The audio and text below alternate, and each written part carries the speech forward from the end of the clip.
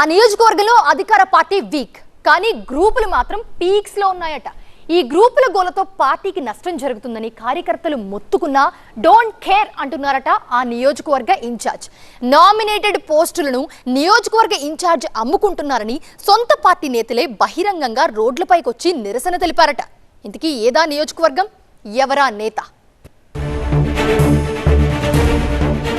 సిద్దిపేట నియోజకవర్గం ఈ segment BRS కి కంచుకోట.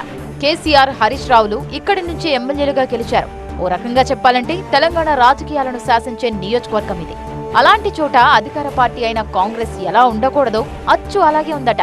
వచ్చే ఎన్నికల్లో అయినా ఇక్కడి నుంచి కాంగ్రెస్ పార్టీ గెలవాలని అధిష్టానం ప్రయత్నాలు చేస్తుంటే లోకల్ నేతల మధ్య సఖ్యత లేక ప్రతిపక్ష పార్టీ ముందు నవ్వులు పాలవుతున్నారు అనే టాక్ నడుస్తోంది.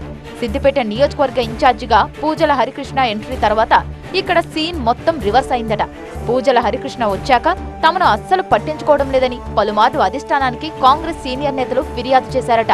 హరికృష్ణ ఒంటెత్తు పోకడలు పోతున్నారని, ఆయనను ఇన్ఛార్జి బాధ్యతల నుంచి తప్పించాలని హైకమాండ్ కు సీనియర్లు విజ్ఞప్తి చేశారట. బీఆర్ఎస్ ఆవిర్భావం తర్వాత సిద్దిపేట నుంచి కేసీఆర్, హరీష్ రావులు వరుసగా ఎమ్మెల్యేలుగా గెలుస్తూ నియోజకవర్గంతో పాటు జిల్లాపై పూర్తి పట్టు సాధించారు. 2023 ఎన్నికల్లో తెలంగాణ అంతటా కాంగ్రెస్ గాలి వీచిన సిద్దిపేట జిల్లాలో మాత్రం బీఆర్ఎస్ తన పట్టు నిలుపుకుంది. సిద్దిపేటలో కాంగ్రెస్ పార్టీకి కేవలం 23,000 ఓట్లు వచ్చాయి. అధికారంలోకి వచ్చాక ఇక్కడ కాంగ్రెస్ పార్టీ బలపడుతుందని అందరూ అనుకున్నారట. అధిష్టానం కూడా సిద్దిపేటపై ప్రత్యేక దృష్టి సారించిందట. గత అసెంబ్లీ ఎన్నికల్లో కాంగ్రెస్ నుంచి ఎమ్మెల్యే అభ్యర్థిగా పోటీ చేసిన పూజల హరికృష్ణ ప్రస్తుతం నియోజకవర్గ ఇన్ఛార్జిగా ఉన్నారు. ఆయన వ్యవహార శైలి నచ్చకపోవడంతో సిద్దిపేట కాంగ్రెస్ లో గ్రూపులు ఎక్కువయ్యాయట. దీంతో గ్రూపుల గోలతో పార్టీ ఇంకా బలహీనపడుతోందని కార్యకర్తలు వాపోతున్నారట. నియోజకవర్గంలో పట్టు సాధించడం కోసం ఎవరికి వారు ప్రయత్నిస్తున్నారు తప్ప పార్టీ బలోపేతం కోసం ఎవ్వరూ పనిచేయడం లేదని లోకల్ కేడర్ చెబుతున్నారట. పార్టీలో లీడర్లు తక్కువ, గ్రూపులు ఎక్కువ అన్నట్లుగా పరిస్థితి ఉందట. ఇక ఆ మధ్య జరిగిన సర్పంచ్ ఎన్నికల్లో ఇక్కడ నామమాత్రపు పోటీని ఇవ్వగలిగింది కాంగ్రెస్.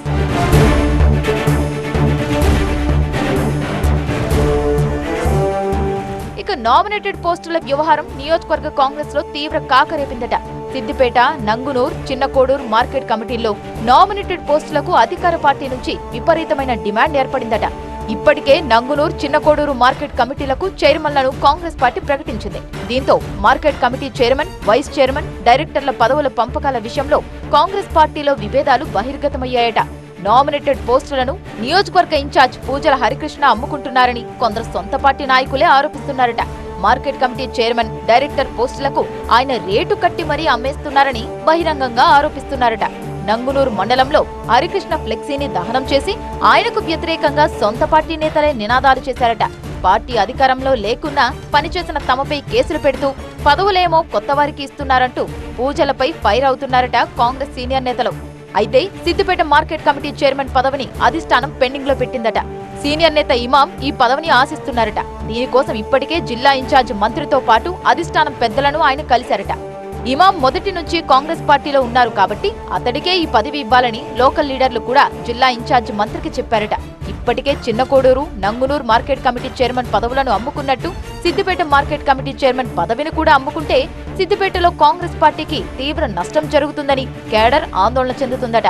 సిద్దిపేటలో పదవుల పంపకాల లొల్లి, నేతల మధ్య విభేదాలు రోడ్డున పడటంతో కాంగ్రెస్ పరువు పోయినట్లయిందని కేడర్ వాపోతుందట.